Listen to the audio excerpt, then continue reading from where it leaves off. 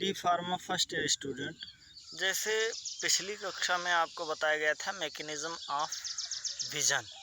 Vision अर्थात दृश्य वे देखने की जो प्रक्रिया है, मैकेनिज्म कैसे होती है। तो संभाविततः मैं जो है अपेक्षा करता हूँ कि आप लोगों के समझ में आ गया होगा। आज आपको सेंसरी ऑर्गन का जो दूसरा टॉपिक है उसके अंतर्गत एयर आता है। तो जो एयर है, ठीक, एयर मीन्स कान, एयर। अब जो ईयर है, कहने का तात्पर्य है कि ईयर मुख्यतः आप देखते हैं प्रत्येक व्यक्ति के पास वन इन पेयर, एक जोड़ी एयर पाया जाता है, एक लेफ्ट साइड में एक राइट साइड में। दोनों साइड में एक जोड़ी मिला करके दोनों साइड को एक जोड़ी ईयर पाए जाते हैं। ईयर में मुख्यतः टिम्पैनिक मेम्ब्रेन होती है। एक उसका मुख्यतः ईयर 3 भागों में डिवाइड होता है, external air, middle air, inner air. अब जो एक्सटर्नल एयर है उसमें मुख्यतः पिन्ना होता है, PINNA, पिन्ना। जो एयर में जो ईयर, एक्सटर्नल ईयर पिन्ना, और एयर मीन्स हवा, जो हवा है, और ईयर मीन्स कान। कान का जो पिन्ना वाला हिस्सा है, अर्थात ये वाला जो हिस्सा है, इसको हम कहते हैं पिन्ना। ये हवा में जो वेव्स हैं, जो आवाज़ों, जो ध्वनियों की वेव्स हैं, जो हवा में गुंजायमान होते हैं, गूंजते हैं, ये पिन्ना उनको कलेक्ट करने का कार्य करती है, और कलेक्ट करके उनको जो है वो एक्सटर्नल ऑडिटरी कनाल में भेजती है। अभी आपको सिर्फ और सिर्फ फिजियोलॉजी के रूप में सिंपली बता रहे हैं। और यह अंदर तक इंटरनल वाले हिस्से में जो टिम्पैनिक मेम्ब्रेन होती है या ईयर ड्रम, उसको एयर ड्रम कहते हैं, एयर ड्रम। एयर ड्रम तक वह जाता है, टिम्पैनिक मेम्ब्रेन तक, या उसको हम कह लें सीधा सीधा ड्रम, जहाँ पर वो साउंड को एक्सेप्ट करता है, साउंड को जिसको हम कहते हैं कि वह जो है उसके कारण ही हमको सुनाई देता है, सीधे सीधे शब्दों में समझें। तो इस तरह से पिन्ना एक्सटर्नल हो गया। उसके बाद जो मिडिल लेयर है, मिडिल लेयर के हिस्से में जो टिम्पैनिक मेम्ब्रेन है वो आ गया, एयर ड्रम कहते हैं, या जो है माइलियस हो गया, इनकस हो गया, स्टेपीज हो गई, ये सारी चीज़ें आ गई, म्यूकस मेम्ब्रेन हो गया। उसके बाद एक्सटर्नल जो इनर लेयर होती है, इनर लेयर के रूप में लेबिरिंथ और इंटरनल साइड के कॉक्लियर नर्व हो गई, स्टेपीज हो गया, और कॉक्लिया हो गया, स्टेशियन ट्यूब हो गया, ढेर सारी चीज़ें उसमें भी शामिल होती हैं। अब हम देख लें, ये तो रहा कान के अलग अलग हिस्से। अभी इसको फिर एक बार आपको बताया जाएगा। अब प्रमुख रूप से फंक्शन ऑफ एयर क्या है। तो प्रमुख रूप से function of air, the air, जो कान है हमारे, perform 2 sensory functions. First is on the hearing and second is on the maintenance of body balance. First is on the hearing, जिसको आप बाद में जैसे मैकेनिज्म ऑफ आपने आई के विषय में पढ़ा विजन, वैसे आप मैकेनिज्म ऑफ हियरिंग भी पढ़ेंगे। तो पहला और प्रमुख फंक्शन जो एयर का हो गया वो क्या हुआ, वो हो गया हियरिंग। और जो दूसरा प्रमुख फंक्शन है वह हो गया हियरिंग के बाद maintenance of body balance. Maintenance of body balance, body balance को कैसे मेंटेन किया जाए उस विषय में, उस सब्जेक्ट में, उससे रिलेटेड यह दूसरा फंक्शन और महत्वपूर्ण फंक्शन हो गया। दोनों फंक्शन की हम आपसे चर्चा करेंगे। उसके पहले हम चर्चा करें, आपको यह बता देना आवश्यक हो जाता है कि वास्तव में एयर के अलग अलग हिस्से कैसे वर्क करते हैं। तो ऑटोमेटिकली जो है आपके समझ में, सिमिलरली आपके समझ में आ जाएगा कि what is the function of the air, hearing and maintenance of the body balance by the ear, through the ear, which is occur by air। यह किस तरह से एयर में होता है, एयर के द्वारा, कान के द्वारा किस तरह से कार्यों को क्रियान्वित किया जाता है, इस विषय में आपको विस्तार पूर्वक समझाने की आवश्यकता है। तो सबसे पहले first of all we can say that the different parts of the ear are divided in different sections इसके विभिन्न प्रकार के हिस्से को विभिन्न भागों में बांटा गया है।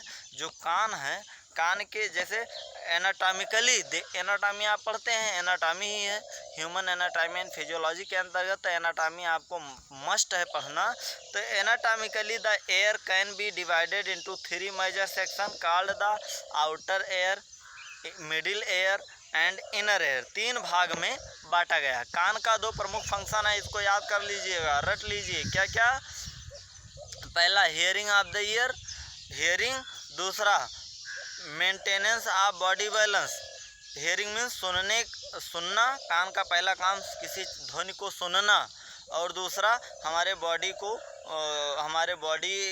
का जो बैलेंस है उसको मेंटेन करना, अर्थात हम किसी तरफ जो है गिरें ना, अर्थात हमारे बॉडी को संतुलन बनाए रखना, यह कान का दूसरा प्रमुख कार्य है। पहला कार्य सुनना है, ठीक। उसके बाद जो है यह 3 मेजर सेक्शन में डिवाइड होता है कान। पहला जो सेक्शन है आउटर एयर हो गया, दूसरा जो सेक्शन है मिडिल एयर हो गया, तीसरा जो सेक्शन है इनर एयर। 3 प्रमुख पार्ट हैं। अब उसके बाद एक एक करके आपको बताया जाएगा, एक एक पार्ट्स के अलग अलग हिस्से आपको बताए जाएंगे, विस्तार पूर्वक आपसे जो है चर्चा की जाएगी। अब जैसे first part of the year is also divided in different parts. तो जो हमारे एयर का जो प्रथम पार्ट है, जो प्रथम हिस्सा है, वह भी आगे चल करके कई भागों में डिवाइड होता है। The outer ear consist of a pinna. सबसे पहले the outer ear, first of all the outer ear consist of a pinna and external auditory meatus, जिसको कनाल भी कहते हैं, एक्सटर्नल ऑडिटरी मेटस या canal. The pinna collects the vibration in the air which produce sound. और पिन्ना का काम है collect the vibration in the air, air में हवा में मूवमेंट कर रहे, घूम रहे वेव्स को कलेक्ट करना, विच प्रोड्यूस साउंड, जिसके कारण साउंड का प्रोडक्शन होना है। तो कुछ लोग समझते हैं कि ये जो कान का ये ऊपरी हिस्सा है बेकार है, तो आप जान जाइए कि यह बेकार नहीं होता, ये पिन्ना है। और इसका कार्य जैसे जब हम किसी चीज़ को सुनते हैं, मैकेनिज्म ऑफ हियरिंग में पढ़ाएंगे, बताएंगे आपको कि जब जैसे किसी के द्वारा बोला गया, जैसे हम बोलते हैं लगातार, बोलने पर ध्वनि जो निकलती है, ध्वनि वास्तव में क्या है? तरंग दैर्घ्य है, वेवलेंथ है, ये वेव्स हैं, तरंग है। ये तरंगे हवा के रूप में हवा में वाइब्रेट करती हैं, और वाइब्रेट इनकी अपनी एक निर्धारित फ्रीक्वेंसी होती है। जब ये निर्धारित फ्रीक्वेंसी में वाइब्रेट करते हैं तो निश्चित अंतराल पर किसी न किसी व्यक्ति के पास जाते हैं। जैसे आपने केमिस्ट्री में पढ़ा होगा, याद कीजिएगा, जो law of conservation of energy के संदर्भ में बताया जाता है, energy can not be created not destroyed but it can change from जो है one form to the other, अर्थात ऊर्जा को ना ही उत्पन्न किया जा सकता है, ना ही समाप्त किया जा सकता है, अथवा इसको एक फॉर्म से, एक रूप से दूसरे रूप में रूपांतरित किया जाता है। वही यहाँ पर लागू होता है। यहाँ पर भी जो साउंड है वह एक प्रकार से एनर्जी है। तो जब कोई ध्वनि हवा में गुंजायमान होकर के पास होती है, तो वह जब किसी व्यक्ति के पिन्ना से टकराती है, तो पिन्ना का वर्क क्या भी बताया गया, the pinna collect the vibration. ध्यान से सुनिएगा, the pinna collect the vibration in the air which produce sound. Pinna का काम है collect the vibration, vibrate wave, जो वेव्स हैं, वेव्स के जो वाइब्रेशंस हैं उनको कलेक्ट करना, इन द एयर, हवा में, विच प्रोड्यूस साउंड, और उनको हवा से उनको कलेक्ट करना, जिसके कारण साउंड प्रोड्यूस करता है। एक्सटर्नल या आउटर एयर का प्रथम हिस्सा पिन्ना है। अब पिन्ना का कार्य है जो है वो बड़ा होता है, और हवा में गुंजायमान जो वेव होते हैं, जो सर्कुलेट करते हैं, उनको कलेक्ट करने का कार्य इसका होता है। उसके जैसे इसके प्रमुख रूप से 2 हिस्से बताए गए, पिन्ना और एक्सटर्नल ऑडिटरी कनाल, जिसको एक्सटर्नल ऑडिटरी मेटस भी कहते हैं। तो अब इसका कार्य हो गया। उसके बाद जो external auditory meatus lets inward the and extend up to the tympanic membrane, ear drum, और ये जो एक्सटर्नल ऑडिटरी कनाल है, कनाल मीन्स नहर होता है, लेकिन यहाँ पर कनाल का तात्पर्य है किसी जो है सर्कुलर पाइप नुमा संरचना से। सर्कुलर पाइप नुमा जो संरचना होती है वह हमारे कान के लंबवत सर्कुलेट करती है। जब ये एयर ड्रम इसको जब इसको पिन्ना कलेक्ट कर लेता है वाइब्रेशंस को, तो ये अंदर साइड में जब भेजता है तो अंदर फिगर आपको भेजा जाएगा, और फिगर में बताया एक्सटर्नल ऑडिटरी कनाल या मेटस किसे कहते हैं, तो वहाँ पर आपको पता चलेगा। और ये एक्सटेंड करती है outer side into the middle side, ये मिडिल साइड के हिस्से तक एक्सटेंड करती है, और जिसके कारण एयर जो है वहाँ पर ये वहाँ तक जाती है जहाँ एयर ड्रम है, और एयर ड्रम से टकरा करके साउंड हम उसका जो है ब्रेन हमारा उसका फिर वो उसको रीड करता है। रीड करने का कार्य, उसको समझने का कार्य हमारे मस्तिष्क का है। तो इसलिए जो एयर ड्रम है, एयर ड्रम या टिम्पैनिक मेम्ब्रेन जो ये है external auditory meatus or canal inwards and extend up to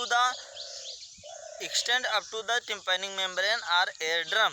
There are very fine hairs and wax secreting sebaceous gland in the skin of the pinna, और pinna के skin and the meatus, pinna और meatus के skin में secretary पदार्थ होता है wax, मोम और हेयर, बहुत महीन पतले पतले जो है रोए होते हैं, और उसके साथ ये बैक्स का मतलब मोम का मतलब यहाँ कोई भी ऐसा लिक्विड और चिपचिपा पदार्थ जो हमारे कानों के द्वारा सिक्रेट किया जाता हो उसको हम कहते हैं। तो पिन्ना और एक्सटर्नल ऑडिटरी मेटस का वर्क है। Thanks for watching video. Next video में फिर मिलेंगे जहाँ पर आपको बैक सिक्रेटिंग ग्लैंड के बारे में से बताना प्रारंभ करेंगे।